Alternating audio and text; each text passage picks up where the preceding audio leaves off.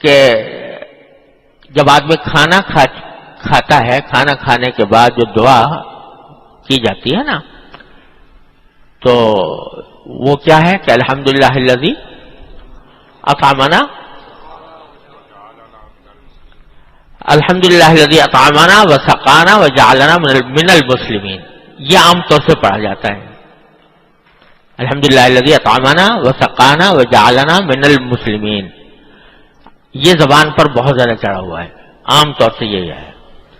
حدیث کی روایتوں میں من المسلمین نہیں آیا، الحمدللہ الذی اطعمنا وسقانا وجعلنا مسلمین، من نہیں ہے۔ جہاں تک میں نے جستجو کی ہے تو اس کے حساب سے کسی روایت میں نہیں، یہ نہیں، جہاں آتا ہے وہی آتا ہے جعلنا مسلمین، جعلنا مسلمین، جعلنا مسلمین، جعلنا من المسلمین نہیں ہے۔ بہت تلاش کرنے سے کوئی ایک بہت دور دراز کی کوئی ضعیف روایت ملی تو اس میں کہیں تھا، لیکن وہ معلوم ہوا کہ وہ روایت صحیح نہیں ہے۔ تو اگرچہ معنی کے اعتبار سے من المسلمین بھی صحیح ہے، اس میں کوئی خرابی نہیں ہے اپنی ذات میں، اس کے معنی ہے کہ شکر ہے اللہ کا، تعریف ہے اس اللہ کی جس نے ہمیں کھلایا بھی، جس نے ہمیں پلایا بھی، جس نے ہمیں مسلمانوں میں سے بنایا۔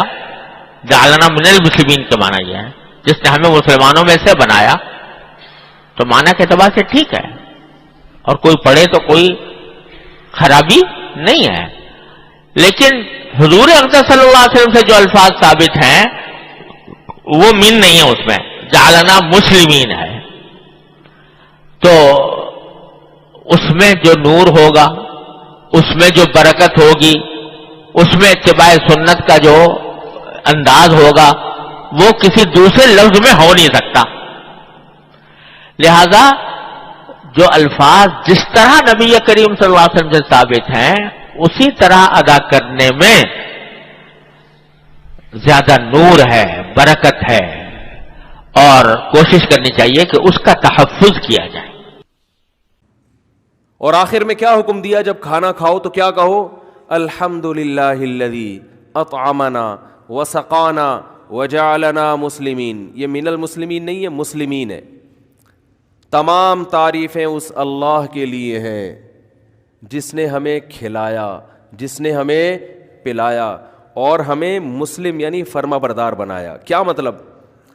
کہ کھلانے پر تو شکر ادا کر رہے ہیں، لیکن اس پر اور زیادہ شکر ادا کر رہے ہیں کہ کھلاتا تو سب کو ہے، لیکن کسی کو شکر کی توفیق ملتی ہے، کسی کو نہیں ملتی۔ ہم پر احسان کیا، ہمیں مسلم بنا دیا کہ ہم کھانے کے بعد اس کھلانے والے کا شکر بھی ادا کر رہے ہیں۔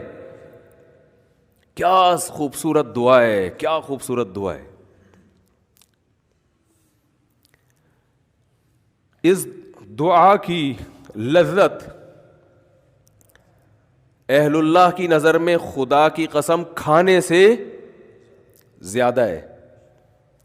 جس کے دل میں اللہ کی معرفت کا ذرہ بھی آ جائے اسے کھانے میں اتنا مزہ نہیں آتا جتنا دو نوالوں کے بعد یہ دعا مانگنے میں مزہ آتا ہے۔ دو نوالے کھا کے جو یہ دعا مانگے گا، اس دعا کے مانگنے میں جو اس کو لذت محسوس ہوگی، اللہ کی قسم وہ لذت کھانے میں نہیں ہوگی۔